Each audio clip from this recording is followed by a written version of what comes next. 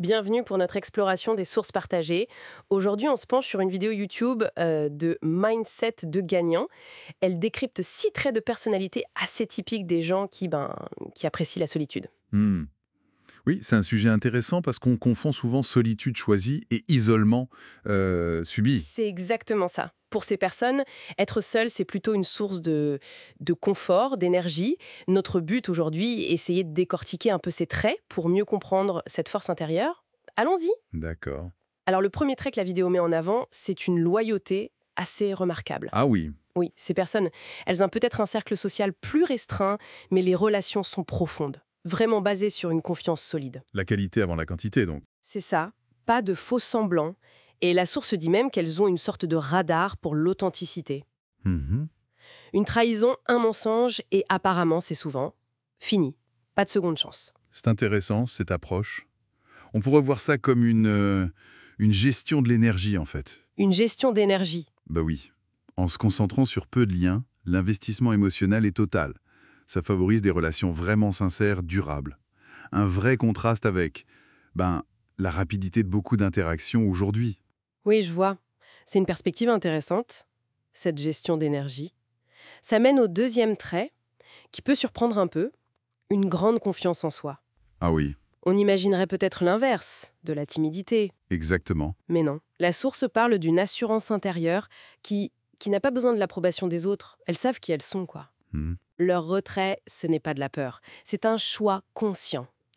Une forme de maîtrise. Donc une confiance qui vient plus de la connaissance de soi, euh, cultivée dans la solitude, plutôt que du regard extérieur. C'est ça. C'est une forme d'indépendance par rapport à la validation sociale. Une force discrète, mais profonde. La vidéo parle de force tranquille, je crois. Oui, force tranquille. J'aime beaucoup l'image. Et ça nous amène assez logiquement au troisième point. Elles sont à l'aise avec la solitude. Complètement. Ce n'est pas juste supportable, c'est un plaisir choisi. Presque un cadeau, dit la source. Un espace pour respirer, réfléchir. C'est essentiel pour leur santé mentale. Tout à fait. Et ce temps seul n'est pas vide.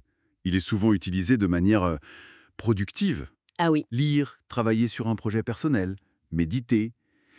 La solitude n'est pas vue comme triste, mais comme un espace fertile. C'est une capacité à trouver du contentement en soi-même, sans chercher constamment des stimulations externes. Une forme d'autosuffisance, en fait. une compétence presque. Et ça bouscule un peu les stéréotypes parce que le quatrième trait, c'est qu'elles sont ouvertes aux nouveautés. Oui, mais à leur manière. C'est-à-dire, Elles sont ouvertes à de nouvelles expériences, apprendre une langue, un hobby un peu différent, faire un voyage insolite. Mais la différence clé, c'est qu'elles le font souvent discrètement. Pas besoin de le partager sur les réseaux sociaux pour valider l'expérience. ah, d'accord, l'expérience est vécue pour soi, avant tout. Exactement. Et ça, ça nous interroge un peu sur nos propres motivations, parfois, non? Est-ce qu'on fait les choses pour l'expérience elle-même ou pour l'image qu'on va projeter? C'est une bonne question. Cette discrétion est assez contre-courant aujourd'hui, et ça fait peut-être le lien avec le cinquième trait, un respect profond du temps. Absolument. Quasi sacré même, d'après la vidéo. Chaque minute compte. Elles évitent de gaspiller leur temps, ou celui des autres. Oui, pas de réunion inutile, de bavardage vide de sens. C'est une question d'équilibre entre le temps seul et les interactions, qui doivent être de qualité. Les conversations sont plus directes, peut-être, plus enrichissantes. C'est l'idée. Cette gestion du temps, ça reflète une certaine maturité, une conscience de ce qui est vraiment important. C'est savoir où investir son énergie pour un maximum de sens. Que ce soit dans les projets ou les relations. Hmm. Et enfin, le dernier trait, le sixième, l'importance énorme de l'espace personnel. Oui, la forteresse invisible. J'aime bien cette image de la vidéo. C'est parlant. Elle distingue très clairement le privé du public. Et choisir qui entre dans leur vie, ce qu'elles partagent, c'est un acte réfléchi, presque stratégique. Ce n'est pas forcément de la méfiance alors. Non, pas nécessairement. C'est plutôt une façon de garder le contrôle, de préserver sa paix intérieure, son authenticité. Dans un monde où on est tout le temps exposé, cette maîtrise de l'espace personnel, c'est essentiel pour protéger son identité, son bien-être psychologique. C'est une protection active. D'accord.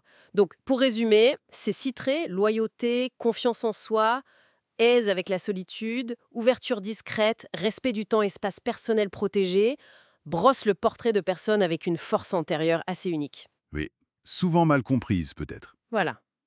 Et la vidéo suggère que connaître une telle personne, c'est précieux, parce que la relation sera probablement sincère. Tout à fait.